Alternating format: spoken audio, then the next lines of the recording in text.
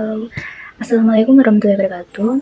Sebelumnya perkenalkan, nama saya Nika Nurmanta Sipriana dengan NIM 2140345. Di sini saya akan sedikit menjelaskan mengenai bagaimana sih kita sebagai public relation bisa menghadapi pihak internal dan juga eksternal di tahun-tahun politik, yaitu tahun depan, tahun pemilu capres dan juga cawapres.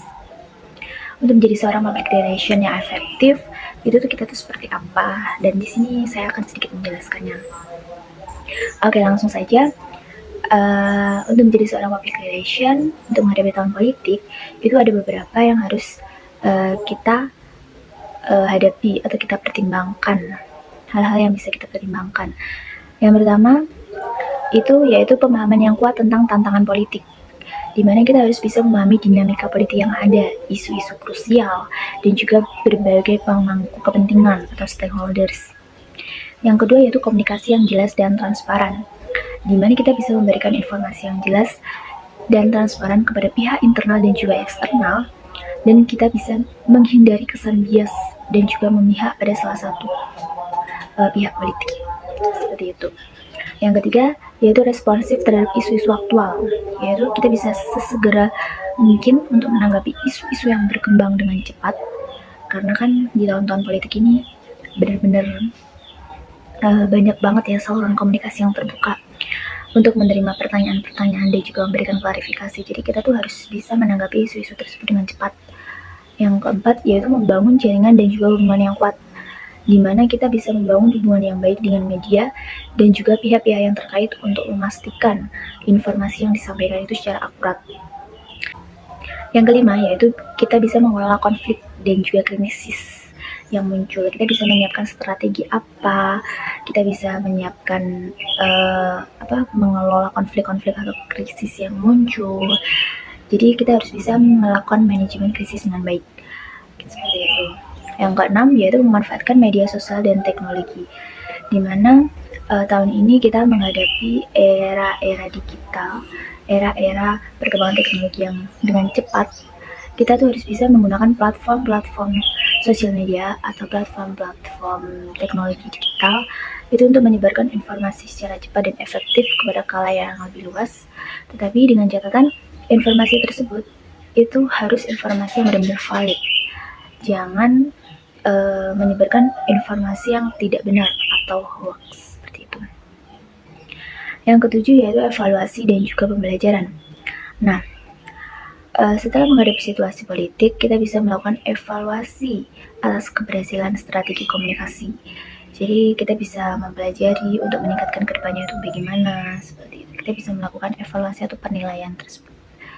Terus yang kedelapan, kita bisa memberikan konsisten terhadap nilai dan tujuan organisasi. Pastikan pesan yang disampaikan sebagai public relation itu selaras dengan nilai dan tujuan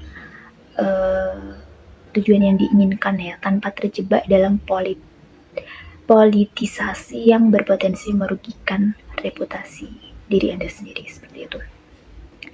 Jadi sebenarnya mendukung pihak internal dan juga eksternal dalam menghadapi tahun politik itu memerlukan strategi yang cerdas, sensitivitas terhadap isu-isu yang muncul, dan kemampuan berkomunikasi yang efektif.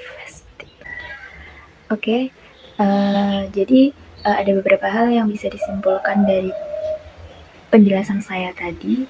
Jadi mungkin dari masyarakat sekitar kita itu banyak sekali yang kurang memahami apa itu teknologi, terus bagaimana cara dia menghadapi di tahun-tahun politik, seperti itu. Jadi informasi-informasi yang mereka dapat itu mungkin diserap dengan kurang diserap. Jadi mungkin ada banyak problem-problem seperti itu. Jadi kita sebagai public relation itu kita harus bisa berperan di dalam masyarakat itu sendiri. Jadi poin-poin pentingnya yaitu kita sebagai public relation di mana menghadapi situasi politik kepada pihak internal dan juga eksternal. Jadi yang pertama itu kita harus menyebarkan informasi yang akurat, jadi berdasarkan fakta dan juga data yang valid.